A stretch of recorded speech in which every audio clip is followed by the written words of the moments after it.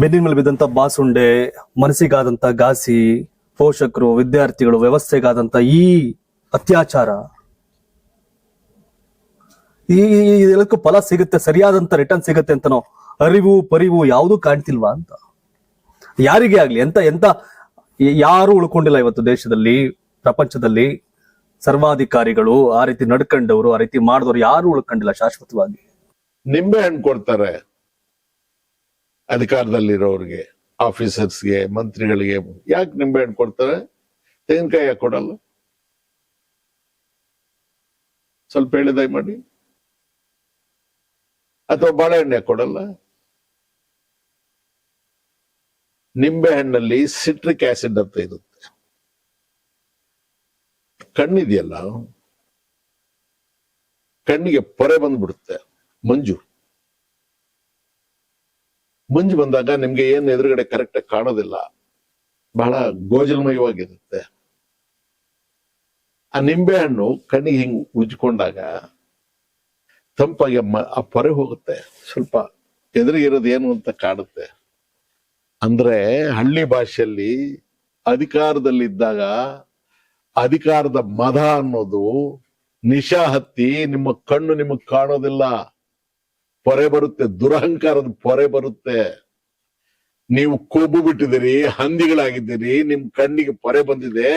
ಅವಿವೇಕಿಗಳ ಈ ಹಣ್ಣು ತಗೊಳ್ಳಿ, ನಿಂಬೆ ಹಣ್ಣು ತಗೊಂಡು ಕಣ್ಣಿಗೆ ಒಂದ್ ಸ್ವಲ್ಪ ಉಜ್ಕೊಳ್ಳಿ, ಆ ಸಿಟ್ರಿಕ್ ಆಸಿಡ್ ಕೆಲಸ ಮಾಡಿ ಕಣ್ಣು ಮಂಪರು ಹೋಗುತ್ತೆ, ಎಲ್ಲ ನಿಮ್ಗೆ ಸಾಕ್ಷ್ಯ ಚಿತ್ರ ಸಿಗುತ್ತೆ ಅಂತ ಹೇಳೋದಕ್ಕೆ ಕೊಡೋದು.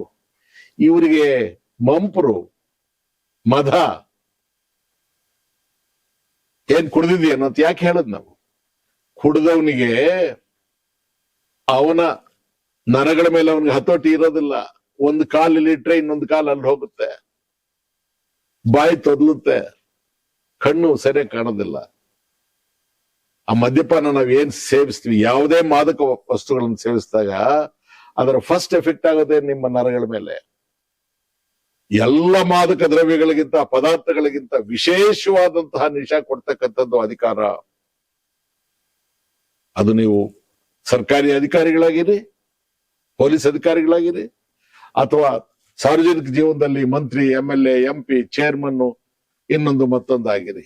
ಅದು ತಲೆಗೆ ಹೊಕ್ಕರೆ ಯು ಆರ್ ಫಿನಿಶ್ಡ್. ದರ್ಪ, ದೌರ್ಜನ್ಯ, ದಬ್ಬಾಳಿಕೆ, ದುರಹಂಕಾರ ಎಲ್ಲಾ ಮಾಡದಂತ ಗಾಂಧಿಗೆ ಏನು ಹುಚ್ಚಿಡ್ದಿತ್ತ ಬ್ಯಾರಿಸ್ಟರ್ ಆಗಿದ್ದವನಿಗೆ ಸೂಟ್ ಬಿಸಾಕಕ್ಕೆ? ನಾನು ಈ ಸೂಟು ಬೂಟ ಹಾಕೊಂಡು ಭಾರತ ಮಾತೆ ವಿಚಾರ ಹೇಳಿದ್ರೆ ಯಾವನು ನನ್ನ ನಂಬೋದಿಲ್ಲ. ನಾನು ಇವರಂತೆ ಕಾಣಿಸ್ಕೊಂಡ್ರೆ ಶರ್ಟ್ ಕೂಡ ಇಲ್ವಲ್ರಿ, ಆ ಪುಟ್ಗೋಸಿ ಇಟ್ಕೊಳ್ತಾನೆ, ಒಂದು ಟವಲ್ ಹೊತ್ಕೊಳ್ತಾನೆ.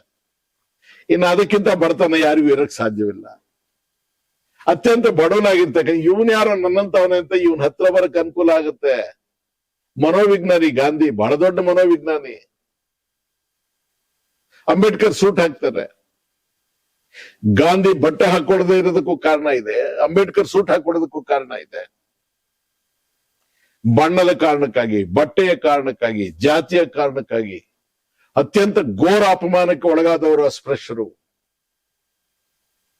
ಅವರು ಕೂಡ ಸುಶಿಕ್ಷಿತರಂತೆ ಕಾಣ್ಬೇಕು, ಸುಸಂಸ್ಕೃತರಂತೆ ಕಾಣ್ಬೇಕು. ನಾವ್ ಯಾರಿಗಿಂತಲೂ ಕಡಿಮೆ ಇಲ್ಲ, ಸ್ವಾಭಿಮಾನ ಇರ್ಬೇಕು ಅವ್ರಿಗೆ. ಸೂಟ್ ಹಾಕ್ಬಿಟ್ರಿ, ಸೂಟಲ್ಲೇ ಇರ್ತಾರೆ ಯಾವಾಗ್ಲೂ ಅವರು.